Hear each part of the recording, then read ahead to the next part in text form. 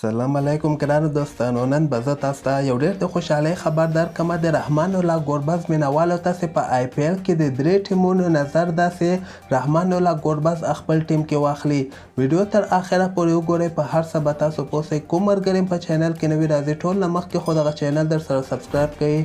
نو زه به تاسو ته وایم آی پی ایل چې همدغه کال کې دوباره تر سره کیږي او دغه یعنې اپریل میاشتې کې به که خیر آی پی ایل تر سره کیږي او دغې نه مخکې د دې دغه لوبغاړی اخیستل کیږي. بولي ورته ویلل کیږي. دغسې کوم د فروری 18 تاریخ باندې به د دې ډرافت تر سره کیږي.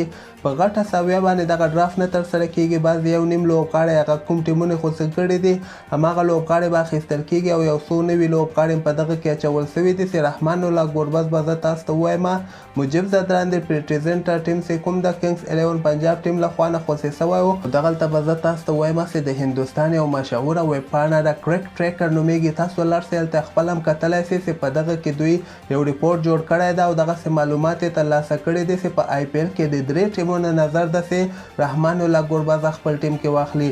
په دغه کې اولنی ټیم چې کوم د ډیلی کیپیټل نومیږي. ډیلی کیپیټل ډېر زبردست ټیم ده. که تاسو ته یاد سي هغه تیر آی پی ایل کې فاینل ته هم کوالیفای کړې وله، خو دغه ټیم هم نظر ده چې رحمان الله ګوربز خپل ټیم کې واخلي. اصل کې خبره دغسې ده چې هغه ټیم ګوربز یا دغه نور اوپنران اخلي چې کوم خپل ټیم نه اوپنر بیټسمین نه لري یا کوم ټیم سپین بالر نه لري هغه بیا سپین باندې ډېر زیات کوشش کوي. کوم ټیم چې وکټ کیپر نه لري وکټ کیپر، کوم چې اراونډر نه لري اراونډر بیا هم دغسې اخلي.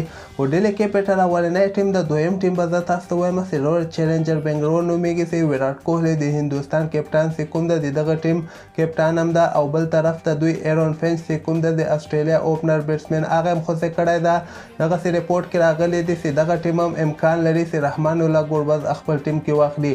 دریم ټیم به زه تاسو ته وایم راجستان رویلز نومیږي. راجستان رویلز هم ډېر زبردست ټیم ده او دوی هم یعنې وایي کوشش کوي چې ګوربز خپل ټیم کې واخلي. د دغه 3 ټیمونو یادونه کړې ده. کرک ټریکر ویبسایټ نومیږي. ډېر مشهوره ویبپاڼه ده ویبسایټ ده. تاسو هم لاړ شئ هلته یې کتلی شئ او بل به زه تاسو ته وایم چې مجیب زدران چې کوم ده آکاش چوپړا هم دغه خبره کړې ده او ډېر زیات ریپورټونه راغلي چې میچل سټارک چې کوم ده د استرالیا فاسټ بالر هغه به هم په ډېره قیمته بیه باندې اخیستل کیږي او دویم لوبغاړی بیا دوی مجیب زدران یادي چې دغه به په آی پی ایل کې په 8 کروړه هندي پیسو باندې یعنې خواوشا کې به واخیستل سي.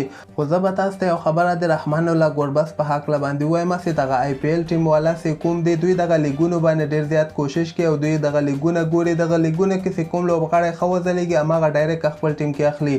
لکه سریلانکا پریمیر لیګ کې ګوربز دومره ښه ونه ځلېده، صرف اولنۍ لوبه کې رنزونه وکړل، هغې نه وروسته مسلسل ډول باندې ولوبو کې ناکامه سو. نو ماته خو مشکل ښکاري ځکه آی پی ایل والا ډېر یعنې دغسې لوبغاړي پسې ګرځي چې هغه په هر یو لیګ کې ښه وځلیږي او مسلسل جاري په هر یوه لوبه کې یعنې ښه رنزونه وکړي. ګوربز کې دغه خبره ده چې یعنې سریلانکا پریمیر لیګ کې ناکامه سوی ده. نو دغه باندې ماته کوم شک پرېوځي چې ګوربز به مشکله ده چې آی پی ایل کې واخلي. خو بیا موږ امیدوار یو چې که خیر ګوربز به دغه کوم ټیمونه چې کرک ټریکر ویبسایټ یاد کړي دغه کې به اخیستل کیږي. تاسو خپل نظر لاندې ما سره په کمنټ کې شریک کړئ.